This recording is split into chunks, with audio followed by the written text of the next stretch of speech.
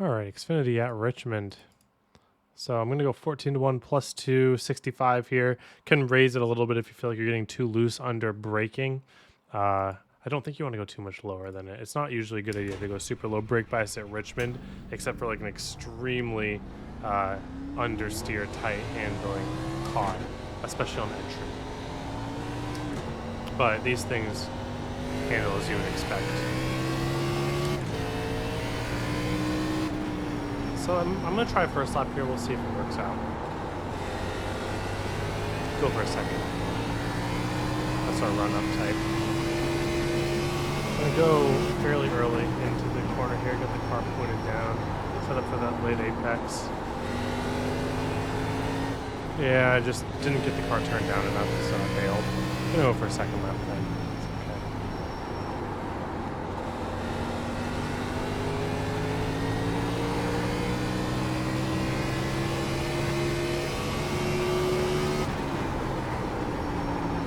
A little bit higher entry here. Get the car really turned down like this. Yeah, sets up that exit that I really like. Early brake into 3.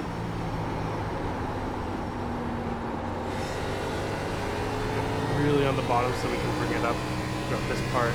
Yeah, that's nice. New back flat for you. I'll take that.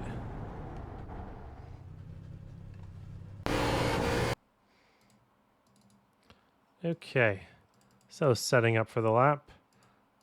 Slow down really early, kind of get right up next to the wall, then immediately try to pivot that back down so that you can kind of apex through this Geico restart zone. Don't need to turn all the way down to like the line. You just want your direction to be heading down. Because if your direction is heading up, not down, then you have more wheel in the car, and more wheel in the car with full throttle means you're going to spin out. So you want to set yourself up so that you can use as little wheel as possible to get through this thing. You can see how I'm already getting loose there, but I set my car up even in a good way. Okay, so earlier braking than you think here, but this is still pretty deep. Like, you do not want to be going really far past what I'm doing here. Going to start on the 50% brake, 40 to 50. Make sure the wheel's as straight as possible. See how I on purpose got my wheels straight here to start out with? That was because I'm really trying to slow the car down because I kind of overdrove this. Like, it's stuck, so I'm not going to say overdrove it for qualifying, but after a certain point, if you're going to be half brake like that, you need to keep the wheel straight, and then you see that as I start turning, my brake goes into a drag. So I'm just maintaining the second lane right here and waiting for the car to turn down, and then you want it to turn down really late like this so that you can open up your wheel and get a really straight exit here. If you apex too early, you have a lot of rotation, but the problem is you're already coming back up the track and there's still quite a bit of corner to go. So I actually delay turning down the track until a little bit later, like right there, and you see how I'm able to get through this transition right here. That if you do not have your wheels straight through here, you're spun. So that's why I'm turning in so late, is so that I can snap my wheel straight through the transition and then get back through. You see I had to lift a little bit too. Like, this is a gnarly transition. But it's a little bit of an overdrive, but not bad for qualifying. And then dragging brake until the car turns. And then partial throttle, full throttle as you can unload the wheel. Straight through the transition. And should be able to make it through there. 3 and 4, very different corner. I want to just be on the bottom early.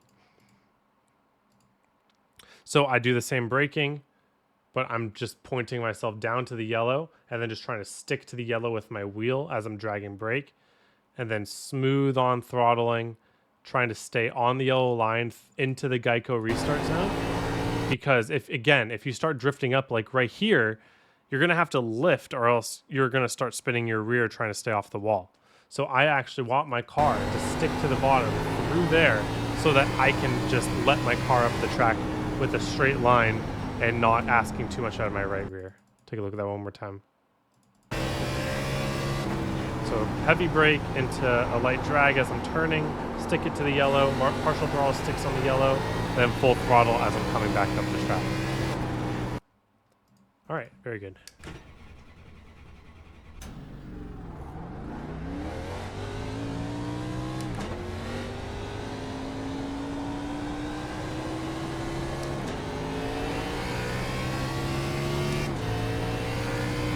So long run here. Oh, I already overdrove. This Xfinity car on a hot track, all about not overdriving. Got brake really early. You don't want your car sliding up at all in 1 and 2. And you can see the only difference between that and my qual lap was my run. I'm getting off the corner. You just want your car to never slide up the track, even like a half of a lane, because that's all tire wear. That's all scrubbing tires. So even if I'm starting up here, never sliding up. And then on exit, not throttling too heavy so that you're spinning your rear tire. So let me show you an example of what not to do on these next couple corners. So it'd be really easy to overdrive your car into these corners. Even just a slight overdrive like this, you can make it, but look at the car slide up like that and I have to turn it back down. Now, how bad was that on the time? Not horrible. In fact, I could probably drive that in a way that's good. But look, overdrive, car slides up early, lots of scrubbing to get it to stick. That's where your tire wear is going to come from. And then too heavy of a throttle on exit causes you to spin your rears as well. So really easy, early entry. Always moving down the track, never up. And then easy on the gas so that you don't spin your right rear, even if it costs you more time.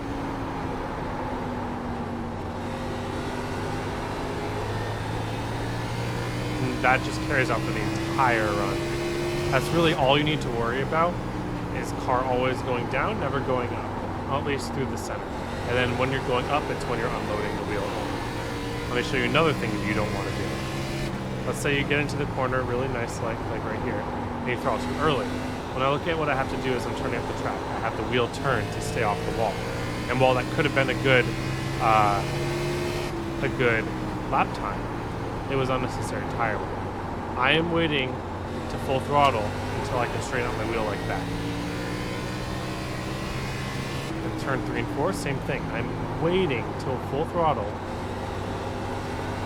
or waiting till steering wheel like that to go full throttle.